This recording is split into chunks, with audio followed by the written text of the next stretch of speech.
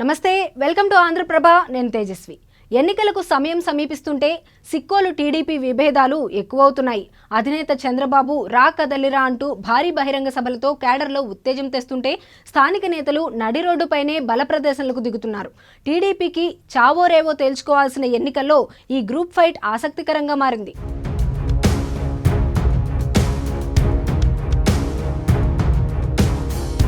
ఏపీలో టీడీపీకి గట్టి పట్టున్న జిల్లాలో శ్రీకాకుళం ఒకటి.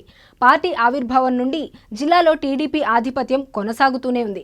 2019 ఎన్నికల్లో ఫ్యాన్ సునామీతో సీట్లు తగ్గినా క్యాడర్ లీడర్ల బలం మాత్రం చెక్కు చెదరలేదు. జిల్లా కేంద్రం శ్రీకాకుళంలోనూ అంతే. 1983 నుండి 2004 వరకు టీడీపీకి ఎదురులేదన్నట్లు వరుస విజయాలు సాధించింది.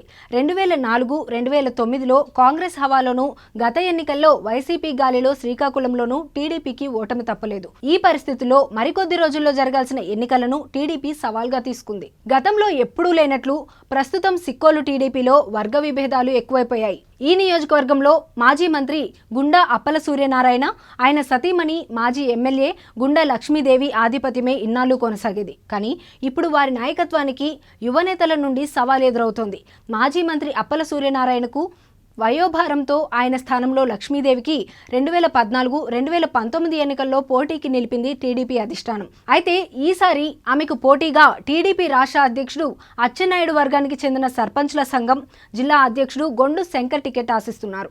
యువకుడైన శంకర్ దూకుడుగా పార్టీ కార్యక్రమాలు నిర్వహిస్తుండటంతో మాజీ ఎమ్మెల్యే గుండా లక్ష్మీదేవి వర్గంలో కలవరం మొదలైంది. గడప గడపకు శంకర్ అనే పేరుతో శ్రీకాకుళం నగరంలో గొండు శంకర్ పాదయాత్ర చేయడం వివాదాస్పదమవుతోంది.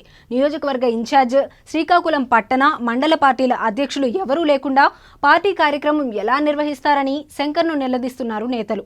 నగర పార్టీ అధ్యక్షుడు మాదారపు వెంకటేష్ ఓ అడుగు ముందుకేసి శంకర్ పాదయాత్ర చేయకుండా అడ్డుకోవడం వివాదాస్పదమైంది.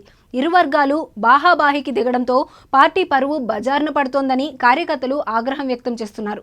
శ్రీకాకుళం నియోజకవర్గంలో ఎప్పుడూ ఇలాంటి పరిస్థితి తలెత్తలేదు. ఇన్నాళ్ళు గుండా కుటుంబమే పార్టీకి అన్నీ తామై చూసుకున్నారు. ఇప్పుడు కొత్త తరం రావడంతోనే సమస్య వస్తోందని అంటున్నారు పొలిటికల్ ఎక్స్పర్ట్స్.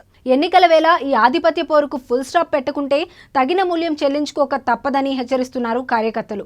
ఈ పరిస్థితుల్లో టీడీపీ ఈ గ్రూప్ వార్ను ఎలా పరిష్కరిస్తుందో చూడాలి.